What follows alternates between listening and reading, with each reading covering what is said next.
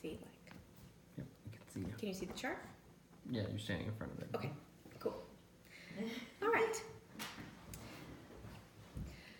Serial is a podcast about true crime. The 3rd season was recently released, and the host, Sarah, got to spend an entire year in the Cleveland, Ohio court system. She got to talk to attorneys, talk to people accused, talk to the judges, and she got to record everything. This is one of my favorite podcasts, and one story really stuck out to me on this next season. It's about a story about a girl named Anna who got into a bar fight defending herself. Basically, she was in a bar, and some guys were giving her a problem and slapping her butt. She told them to stop 7 times. On the 7th time, she kind of got in their face about it. The guy's girlfriend came up, and a bar fight ensues. You can imagine what's going on. So, as everybody's fighting and flailing, a police officer comes in from behind Anna and grabs her. She, thinking it's someone else trying to hit her, accidentally punches him in the face. So, charge, 4th-degree felony, assault on a peace officer. As the officer's cuffing her and putting her in the back of the car, he's saying things like, "Don't worry, I know it's an accident. I'm not going to charge you. I'm not going to press charges. We just have to go through the motions." So, because of this, Anna spent 4 nights in the Cleveland City Jail awaiting a bond hearing. After she posted bond, she was on a court-supervised release, which means she had to drive back to the courthouse every Wednesday, check in, and do a drug test. So, at the end of this, and all of her court appearances, her felony was dropped to a misdemeanor for disorderly conduct. So, Anna owes the court system a total of $784.50 on top of the $500 she paid the bondsman to get out of jail. In total, she made more than 20 trips to the Justice Center, not including her pre-trial visits. And she does not live close by. At this time, she also did not have a job. About a month after all the trials finished, she found out she was pregnant and has a job at McDonald's. So, is this a good example of our justice system working? Yes, it is, because Anna was accused of a crime and she was able to come forward and provide valid evidence that she had not done it, and it was dropped to a misdemeanor with disorderly conduct. But also, no.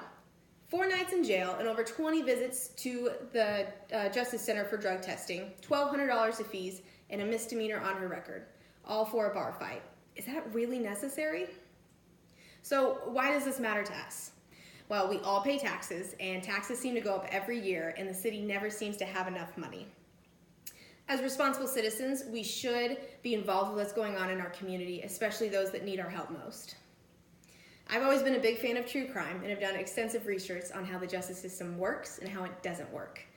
My husband was also a police officer for a short while, so I have a unique outlook on these things because I can see the side of the police officer and their family and also the side of the civilians.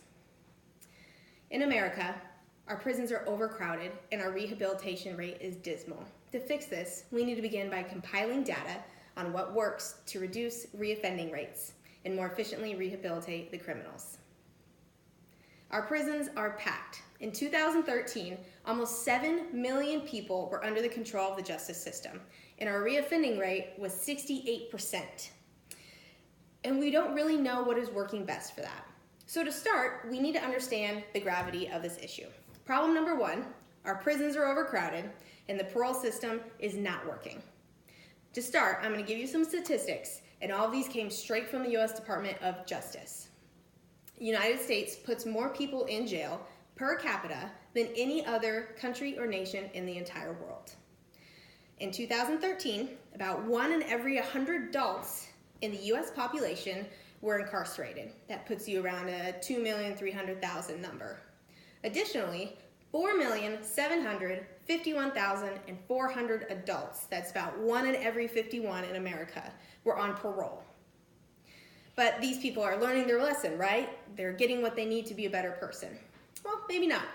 From 2005 to 2014, 68 of prisoners released were rearrested within 3 years of their release. And that's not counting the people that were arrested after those 3 years of that release.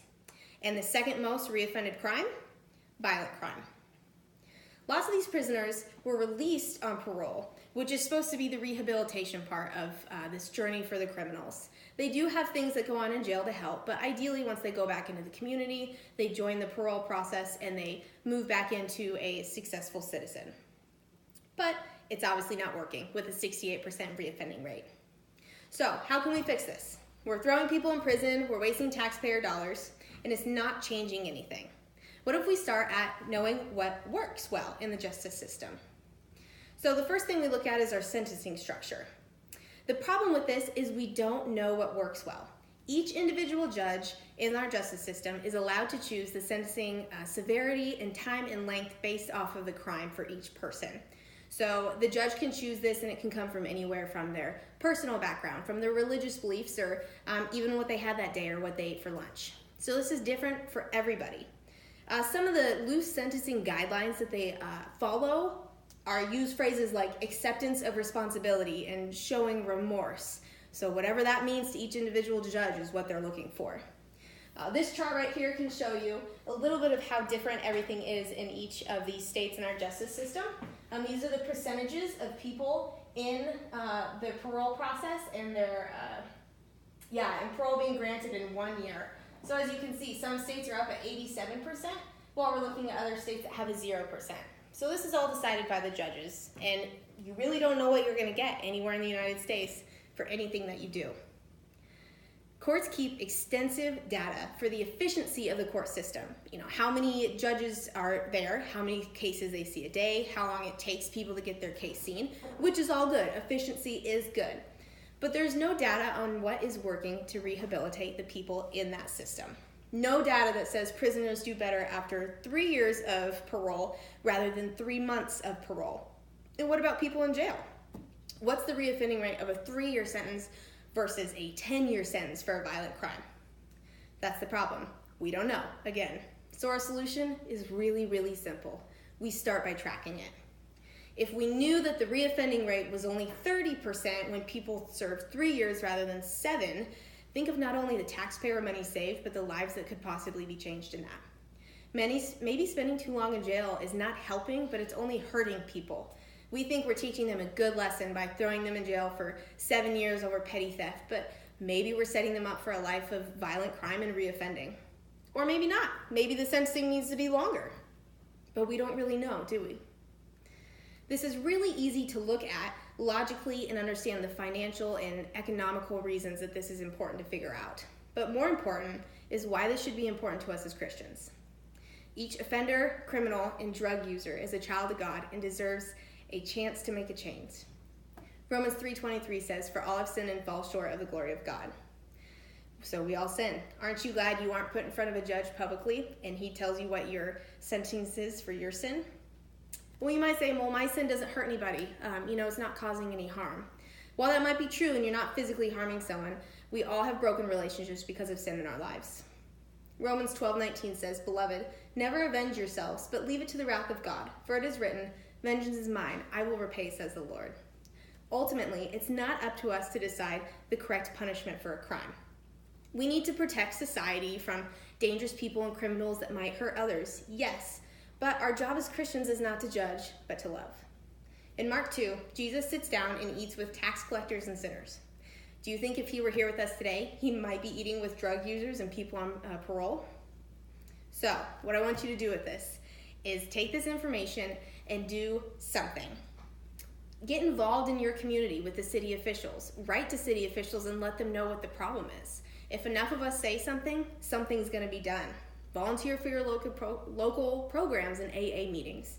Just get involved. I know this is a lot of information at once and a lot of statistics, but here's the things that I want you to take away. Our prisons are overcrowded. Our reoffending rate is through the roof, and we don't know how to change it. We need to find what really works so we can fix this problem. And as Christians, we're called to love, even the unlovable.